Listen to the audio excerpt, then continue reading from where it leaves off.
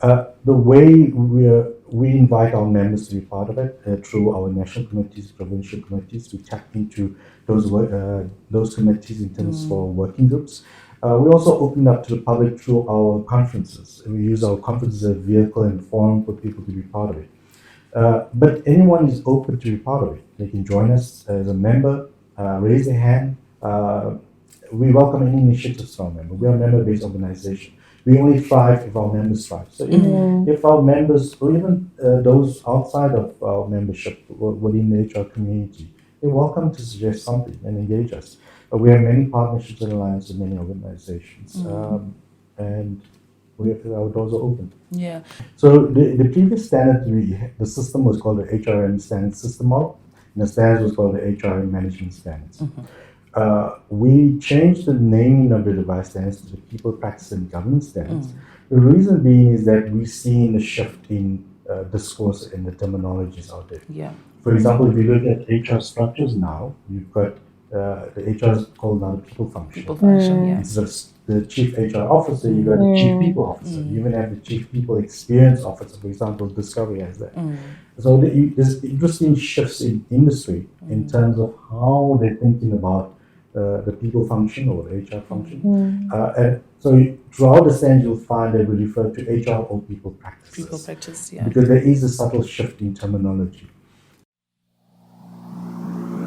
1, 2, 3, 4.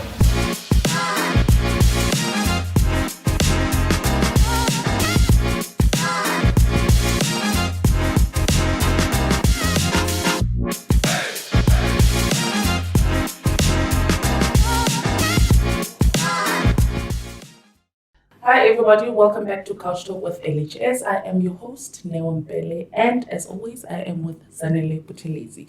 So today we have a guest from our board, SABPP. So welcome, Dr. Ajay. Thank you so much for having me. Thank you so much for coming through. So before I start, I would just want to introduce you, just so that I can tell, because we're doing a follow-up. We're just going to explain what it is that we've done before. So Dr. Ajay Jivan he leads the Thought Leadership Research Alliances and Quality Assurance at the South African Board for People Practice. As the head of research and assurance, he co-facilitated and co-authored the revised national HRM standards with Dr. Penny Arbot. The revised standards were launched as the National People Practice and Governance Standards.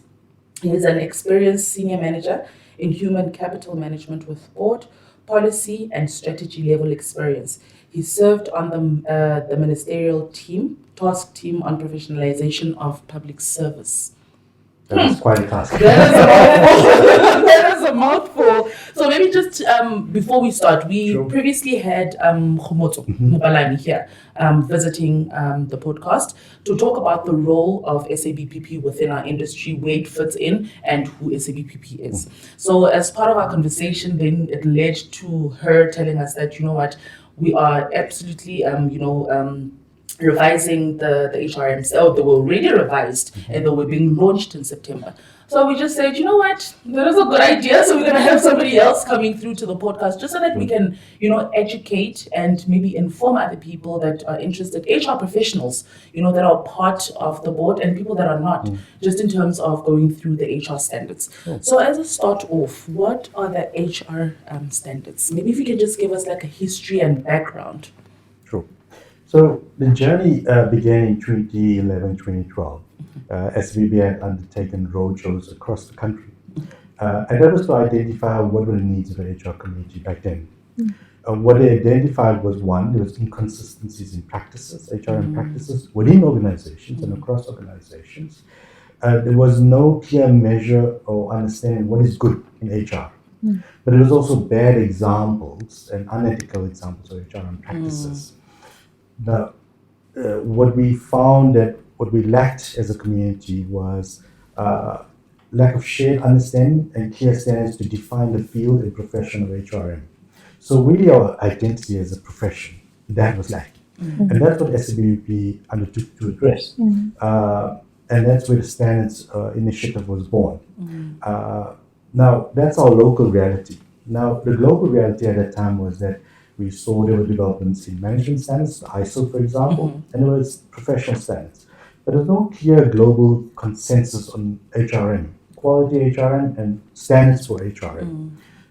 For example, there are differences in the US, UK, Europe, and in our continent, we didn't quite have consensus as well around standards. So that's the context, the global context. So our local context, we felt there was no measure or standard to say what is good in HR. Yeah. And globally as well, there wasn't consensus there.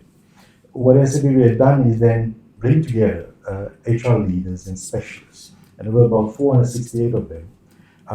468. Yes. Okay. That was quite a feat that they took at that point.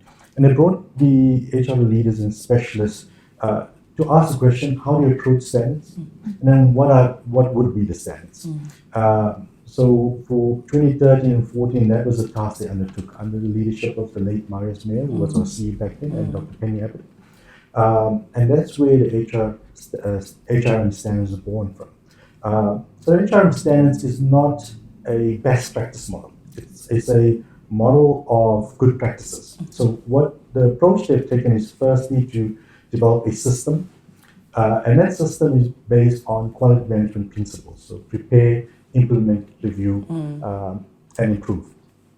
So the prepare is your strategic, your business and HR strategic alignment. So you got your strategic HRM, you got your talent management, and your HR risk management. Then the implement is your HR architecture and your value delivery platform. So for example, workforce planning, learning development, performance management, the usual elements that we think about. And then we have the HR measurement. So you have the system model, and then in the system model you have the standard elements. And each element has a definition, a set of objectives, and some guideline in terms of how do you achieve those objectives. So the standards are outcome based. They're not best practice, they're not one size fits all. And I see it as a kind of enabling framework. So it's kind of, in L&D we talk about scaffolding. Yes. The scaffolding helps you to build out something. It doesn't determine the architecture. So that's how the standards would develop. And the standards as well avoids jargon. It's meant to be accessible, avoiding any kind of jargon or any kind of endorsement of a particular methodology or method. And that's where the standards were developed, and that was a journey 2013-14. Okay, that all the leaders, industry leaders were participating in just to create. So now obviously the standards have been amended. What was the reason for the amendment? We know things have changed.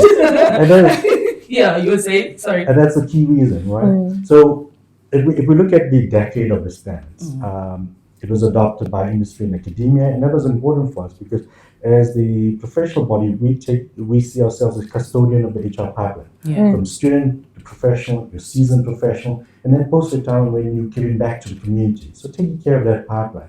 So the standards are a bedrock of that. Now, the local realities and global realities that led to development standards have shifted significantly, given the world of work. If we think about work, the workforce, the workplace, and work time, that's changed significantly. And the pandemic has accelerated those changes as well. And that's the reason we undertook the review.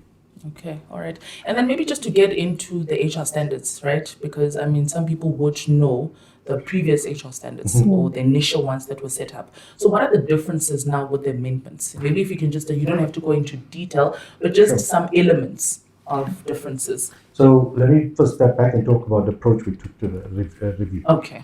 So there are two key questions that animated the review. The one was, how is our context and world of work evolving? Because we need to understand it first. Yeah. The second question was, now that we understand it, or we have a sense of it, how do we approach and position the standards in that context? So the first question was, we did a lot of groundwork through our fact sheets, where we tried to identify what are the trends and narratives out there. And because there's so many narratives out there, for example, and a lot of it's focused on tech. Remember before the pandemic was 4R, then it was the digital workplace during COVID, and the metaverse. The metaverse was a big thing, and now AI, and how AI will augment and automate work is the biggest narrative that's there. But what we say is, as critical practitioners, we need to step back and identify themes across that, and identify what are the continuities and discontinuities. So what we've done through all the fact sheets and engagement with stakeholders, we developed a framework of themes for us to understand the evolving context. And then what we've done, is then review the system model. Is it still applicable? Yeah. And then we went to each standard element, and then we reviewed each standard from the definition to set of objectives to the application guideline.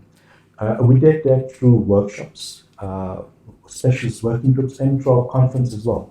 So in our annual conference in 2022, the day 2, we had breakout groups and we reviewed some of the work that we had done, the proposals were put forward, and in that way we validated the work we were doing. So it went through a rigorous process and a review of our board as well. And finally, this year, the board approved the review and we launched it on the 6th of September. Yeah. Yeah. So before you even start, I can see you're quite excited. okay, maybe Zanele must ask a question because I just want to ask you something after that. It's fine. Okay. So when you say that there are themes that came out from the fixtures, what themes popped up the most as the trend for now, the new era? And in terms of the framework itself, has it changed? Has it remained the same? Or only the changes were implemented with each and every standard? Okay. So the themes we identified were 5. And what we did was we didn't want to get caught up in these narratives because the narratives change. For example, we had 4R. Now we want to talk about 5R and 6R, but we're losing something in all of that. We're losing conceptual clarity. So the first theme that we identified was embracing the future, good, bad, and ugly. Because we need to recognize that there's some good, there's also some bad, there's also some ugly. It's going to have huge impact on us as human capital managers and also our workers and employees. So that's embracing the future. When we're talking about embracing future, it's the various trends and narratives that's out there. Then, but when we say embrace the future, that's about change, but we also talk about shaping it. So it's not just being a passive acceptance of that future, but also having agency to change that future, shape that future. In talking about shaping, there must be something that anchors us. And that's where we have the second theme around governance and purpose.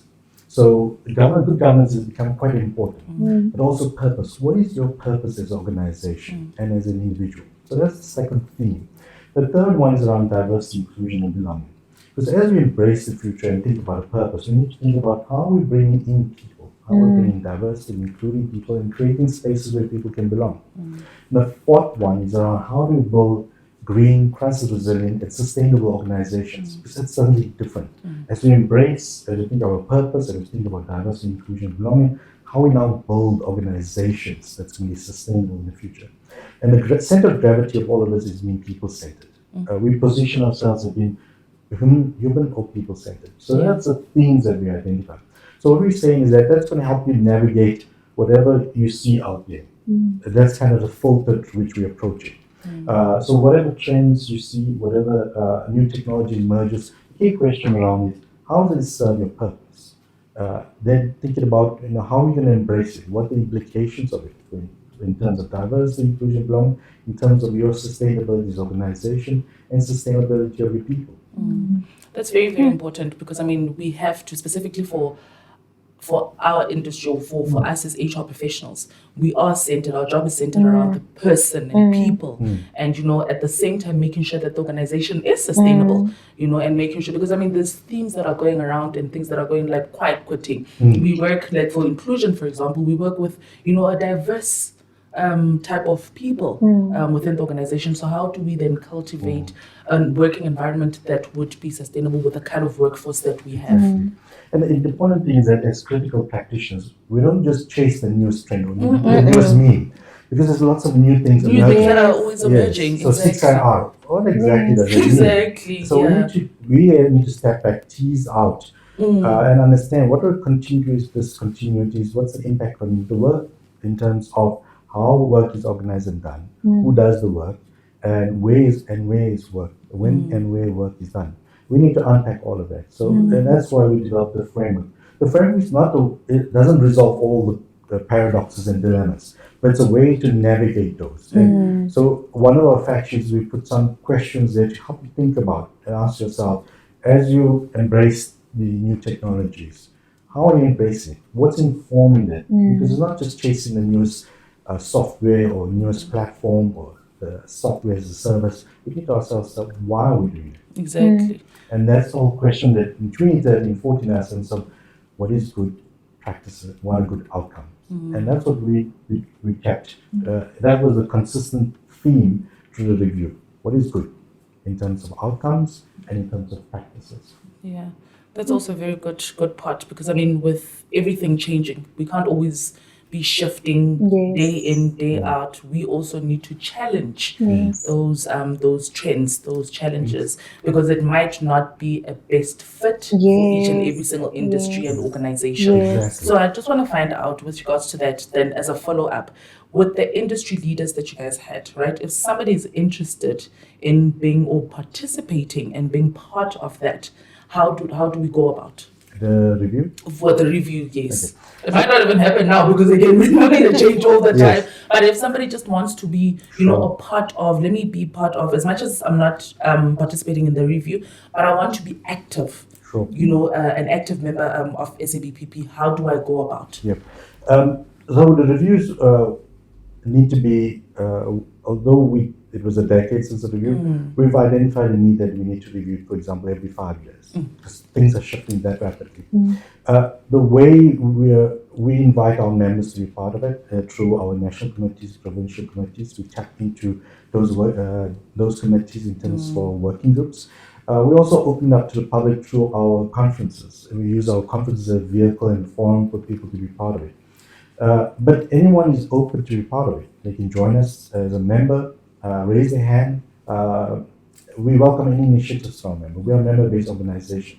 We only thrive if our members thrive. So if our members, or even those outside of our membership within the HR community, they're welcome to suggest something and engage us. We have many partnerships and alliances with many organizations. And our doors are open. Yeah. So if we just go again, touching into the standards, because I mean, it's very critical, especially as a guideline for HR professionals. So what is it that then the HR professionals can learn from those particular standards? Yes, you spoke about the themes, we spoke about the framework, but what is it that they can learn?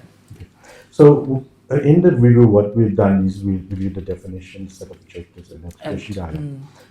And in the standards itself, we've identified where are the significant changes in the standards. One of it is, for example, strategic HRM. There we've kind of put a framework in place in terms of how do you navigate the changing landscape. And we also included the HR maturity model, HR capital reporting framework. Within, for example, we introduced the HR risk management, for example, where it's been reviewed totally. It's now transformed into governance, risk, and compliance. Okay. Yeah. So there we include in good governance, which has evolved over time. Think about the King Code, you have 1, 2, 4. In terms of talent management, what we've included there is the wider scope of talent management. Because now if we think about the workforce, we think about who can do the work.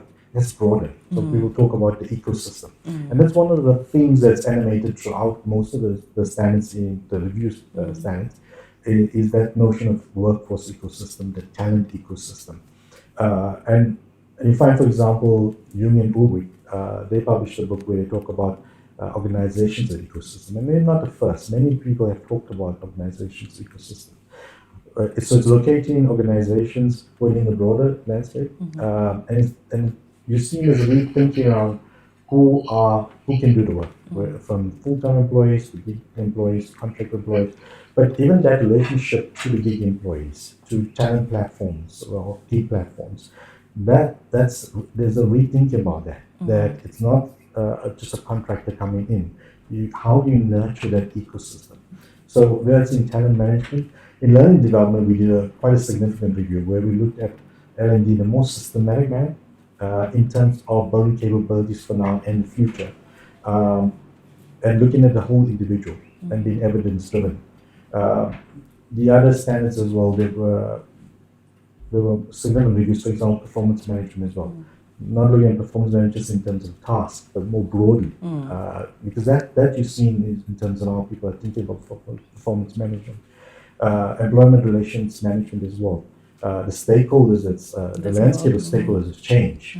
So we address that as well in the standard. HR measurement, for example, we now change the HR monitoring evaluation. So we're looking at it in the broader established literature and landscape of monitoring evaluation. Because it's not just about measurement, it's what you do with it. And even the strategic HRM standard, we talk about a framework of measurement, that we shouldn't be chasing the latest metrics. Why are you using that particular metric? So those are kinds of facets that inform the standard. So when people engage with the standards, what we'll have is a definition that's applicable now, a set of objectives that help them navigate the changing landscape and changing world of work, and achieve good outcomes. And then the application guideline guides them in terms of how do you go about doing it. Okay. And how do I then go about in obtaining this knowledge? If I want, for example, to undergo training of the HR standard, what's the process that I need to follow so that I can then learn the new or revised standards? We provide the training on the standards. It's accessible right now. We provide training on a monthly basis. Members of the public and our members can access our website. And if you go to the events tab, you'll see all the training is there. The training takes you through each standard and takes you through, for example, definitions, the objectives, and application standards. What we're also developing is HR toolkits. Because what we find is people understand the standards, but translating that in context is a challenge sometimes. But it's always a challenge. It's always a challenge because you can read something somewhere, and trying to include that in your organization is very difficult because some cases are based on merit. Let's be honest. Like you said, it's not, a hard-coded thing. Let's use it maybe as a guideline just to say, if you have such a thing, this is how we go about, because there are changes. I mean, let's look at the fact that HR structures are changing and the hierarchy in the HR department is changing based on the trends, based on what's happening now, where you now have centers of excellence. Where do they fit in? How do they fit in within the organization? Yeah. So one of the things I need to note is that the standards don't, especially the system model, it's not the structure. Yeah. People often confuse the system model and think that's the structure. This is the HR architecture, so we need to have those components in the structure. No, that's not what that's not the intention of the standards. Your structure needs to come from your strategy. Exactly. So as you said, it needs to fit context, and fit is very important. So your structure, how you think about your structure, that you need to, as you navigate the standards, that will come true. And in strategic HRM, it's about setting your people agenda, your HR strategy agenda, and linked to that then is your structure. How do you deliver that? Structure, this classic thing is structure follows strategy. Sure, exactly. Yeah. You know what I like about this whole thing, and when you started with the conversation, we spoke about, the HR standards, how they set out in terms of preparation, measurement, etc.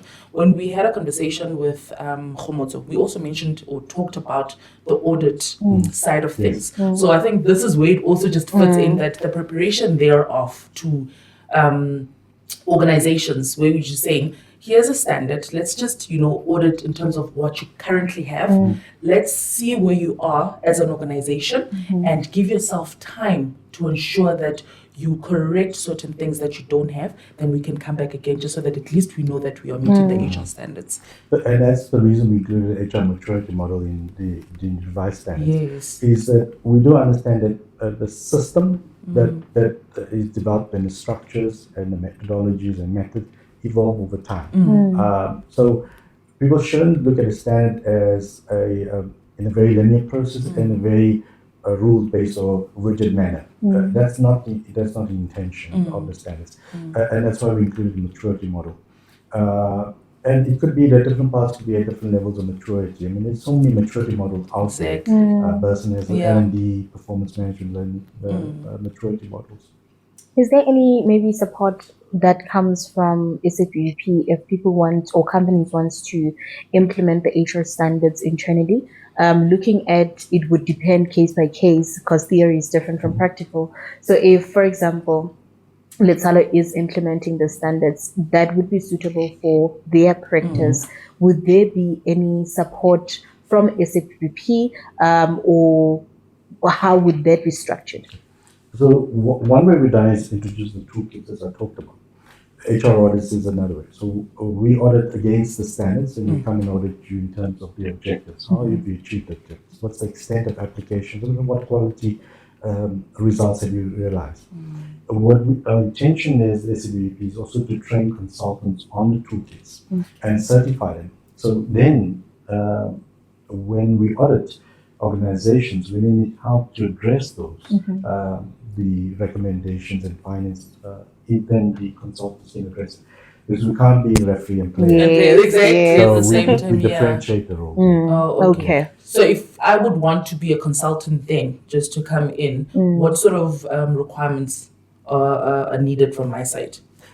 There would be then training, undertaking the training on toolkits and writing the exam on the toolkits, and then we certify you. So that's something we're putting in place. Okay. And how long the certification lasts? There'll be a time period for it because remember the standards are reviewed as well, so there will be a time period. That was my next question, because I heard you earlier on saying that now you're moving from the 10-year gap to 5 years of renewal. So immediately when those consultants have been certified, once they renew the standards, they would also have to undergo the training again, so that they are abreast with the new changes and they're able to better support them. So suddenly, even our auditors currently planning the retraining of our auditors in terms of revised standards as well. How do one go about to be an auditor? That's another one. Auditor is firstly being a member, then undertaking the audit training, and then once you complete the training and complete the assessments, you then become a candidate auditor, and then you need to be, you will be mentored through 2 audits. And if you successfully complete those audits and you meet the standards required, then we then certify you as auditors. Okay. So we have There's a lot. auditors and we have lead auditors. Lead auditors, yeah. So I mean, like I said, there's opportunities where maybe some people didn't know that there was such opportunities. If people want to be active, as part of SABPP, there are some sort of roles that they can actually play. All right. So Zanele also spoke about the training, that people can undergo training. So if I would want to just get the HR standard file, is it possible, or do I need to first go to training, or can I just get the file? So we moved on beyond the file. Okay. So we had a file for the 2012, 2031. Yeah. But given that we now all digital. Exactly. I'm worried if you didn't have. So we launched it. It's now a digital product. Okay. So we launched it on the NMS platform. You can purchase access to it as you would with any. For example, when you buy a book, or if you're studying, you buy a textbook. Same process, and then you have access to it, and it's live. So anything that we put out, you'll have access to.